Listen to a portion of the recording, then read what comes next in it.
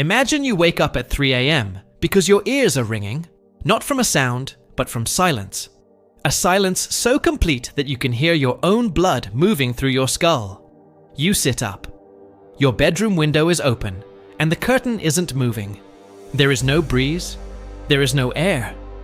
Somewhere between midnight and now, Earth's atmosphere is gone. You don't know it yet, but in the next 60 seconds, your body is going to start dying in ways you never thought possible. Right now, above your head, there is a sky. It's blue. It's ordinary. Clouds drift across it the way they've drifted for millions of years, and nobody looks up and thinks about what that blue actually is. It's not decoration. It's not a backdrop. It is 100 kilometers of gas, pressure, and radiation shielding standing between you and the vacuum of space. And you've never once thanked it. And that is the moment you understand. The thing that was protecting you your entire life just switched off. Here's the problem. The atmosphere isn't just air to breathe. It's the only thing standing between every living creature on this planet and the brutal vacuum of space. Without it, the temperature doesn't simply drop like a cold winter night. It collapses. But it gets worse. You have about 15 seconds of useful consciousness left. Not because you're suffocating slowly, but because the second there's no atmosphere, there's no oxygen to breathe, and the vacuum starts pulling the air directly out of your lungs. Deep space doesn't just take your breath, it takes your breath, your moisture, and any illusion that you were ever safe. And this is where things change, because it's not just about you anymore, it's about everything. The oceans are next. Water needs atmospheric pressure to remain liquid. Without it, the oceans of Earth don't simply freeze. They begin to boil and freeze at the same time. At the surface, water begins flash vaporizing into space. But underneath, the deep water starts turning to ice as heat escapes into the vacuum with nothing left to trap it. Within hours, the oceans begin transforming into something almost impossible to imagine. And then the weather changes. Storm systems more violent than anything in recorded history begin tearing across the coastlines. Not normal hurricanes, not storms with familiar patterns. The entire system that created Earth's weather has collapsed. There is no stable atmosphere left to control temperature, pressure, or wind. The rules that built our weather no longer exist, and the consequences spread across the entire planet. Plants would begin dying silently, planet-wide.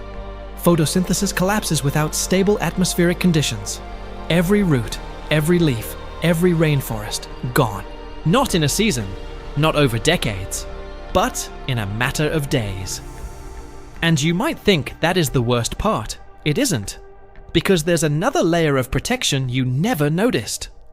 Ozone. That invisible layer of the atmosphere acts like a shield, absorbing dangerous ultraviolet radiation from the sun before it reaches the surface. But now that atmosphere is gone, and sunlight itself becomes a weapon. Not warm, not golden, lethal. Ultraviolet radiation begins reaching the surface with almost nothing to stop it.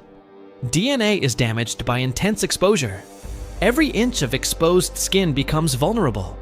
Every square mile of the planet is exposed to the same brutal radiation. There would be nowhere outside to hide from your own star. And here's the problem nobody talks about. Earth's atmosphere doesn't just give us air and shield us from radiation. It also destroys millions of tiny meteors before they ever reach the ground. Every single day. Most are so small that you never notice them. You never see them. You never think about them. But without an atmosphere to burn them up during entry, that constant bombardment no longer stops. The sky that quietly protected you becomes a sky with nothing left to stop what's falling. Scientists studying Mars already know how this story ends. Mars wasn't always the frozen, radiation-blasted desert we see today. Billions of years ago, Mars had a much thicker atmosphere. There were rivers. There may even have been ancient oceans. But over immense periods of time, Mars lost much of its atmospheric protection. The solar wind slowly stripped particles away. The planet became colder. Its surface became harsher. And eventually, the world we see today was left behind. NASA's MAVEN mission was built to study exactly this process. to watch how solar particles interact with the upper atmosphere of Mars, to understand how a planet can slowly lose the protective layer that once helped make it more habitable. What happened to Mars over hundreds of millions or billions of years is now happening to Earth in an unimaginably compressed timeline. Not eons, hours. And this is where it gets almost impossible to comprehend. Sound stops working. Not fades. Stops. Completely.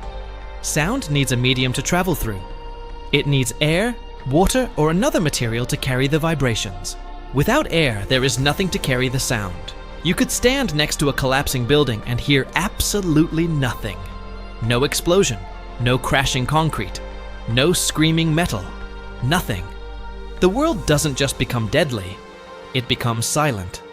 A silence so complete that the human brain was never built to process it. Astronauts on spacewalks experience a version of this isolation whenever they leave their spacecraft. Their suits can protect them from the vacuum. But outside the suit, there is no atmosphere carrying sound. Only the mechanical sounds transmitted through their equipment and the faint vibrations inside the suit. Now imagine that silence everywhere, forever, and then you look up. The sky itself looks wrong. There is no blue, no soft gradient near the horizon, no atmospheric haze scattering sunlight across the sky. Just a harsh, blinding sun, surrounded by absolute blackness. Stars are visible in daylight.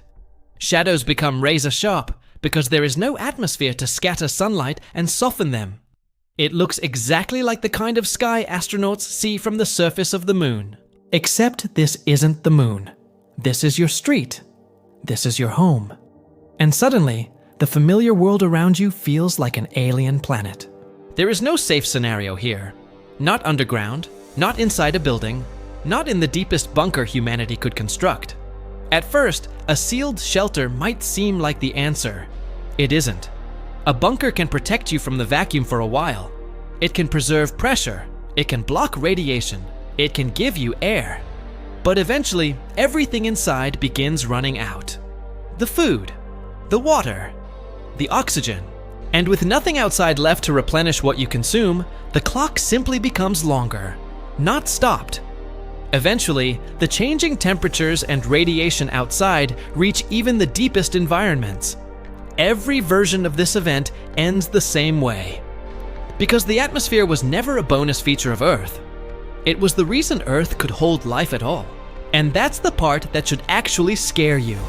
Not the storms, not the boiling oceans, not the radiation. It's this. For your entire life, you have been standing on the surface of a rock hurtling through the vacuum of space at more than 67,000 miles per hour. And you never felt it. You never noticed it. Because surrounding that planet is a thin, invisible blanket of gas. A layer so fragile compared with the size of Earth that from space, it looks almost like nothing. But that almost nothing is the difference between life and death. It gives you oxygen. It holds pressure against your body. It helps regulate Earth's temperature. It shields you from dangerous radiation. It burns up countless objects entering from space. It allows liquid water to exist on the surface. It creates the sky above your head. And every single day, you take all of it for granted. You wake up, you breathe, you walk outside, you look at the blue sky. You never stop to think about how extraordinary that is, because you've never had a reason to. Until now. Imagine looking upward and seeing stars where clouds used to be. Imagine standing beneath a black daytime sky and realizing there is no atmosphere between you and space. Imagine taking one breath and discovering there is nothing left to breathe. The universe was never built for us. We were never guaranteed air.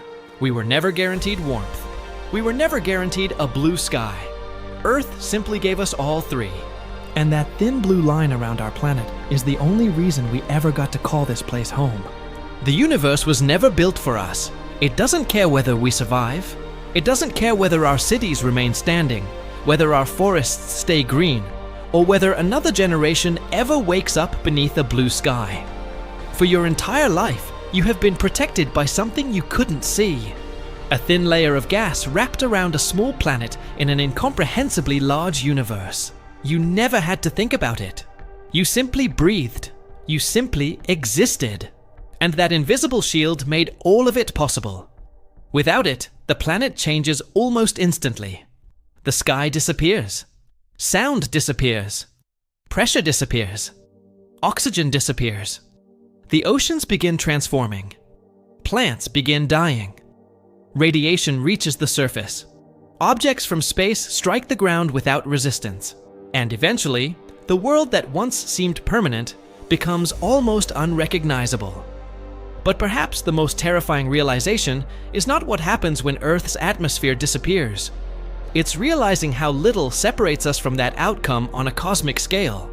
Earth is a rock traveling through space at more than 67,000 miles per hour. There is nothing underneath us except a planet. There is nothing above us except an ocean of vacuum. And between us and that vacuum is a layer of atmosphere so thin that from space it almost looks invisible.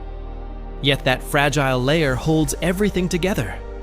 Every breath you've ever taken, every cloud you've ever watched, every storm you've ever heard, every bird that has ever flown, every forest, every ocean, every city, every human life. All of it exists inside that tiny protective boundary.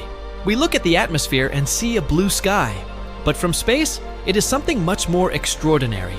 It is a shield, a pressure system, a temperature regulator, a radiation barrier, a planetary life support system, and the reason you can stand outside at noon, look upward, and survive. So the next time you walk outside and see a completely ordinary blue sky, remember what you're actually looking at. You're looking at the thin line separating you from space. You're looking at the reason your lungs can fill with air, the reason water can remain liquid, the reason sunlight doesn't destroy you, the reason Earth is not just another dead rock drifting through darkness. And somewhere out there, beyond our solar system, there are worlds where that thin blue line never existed at all. Worlds where there was never an atmosphere strong enough to protect life. Worlds where the surface has always belonged to the vacuum. And suddenly, the blue sky above you doesn't look ordinary anymore. It looks like the most fragile miracle in the universe.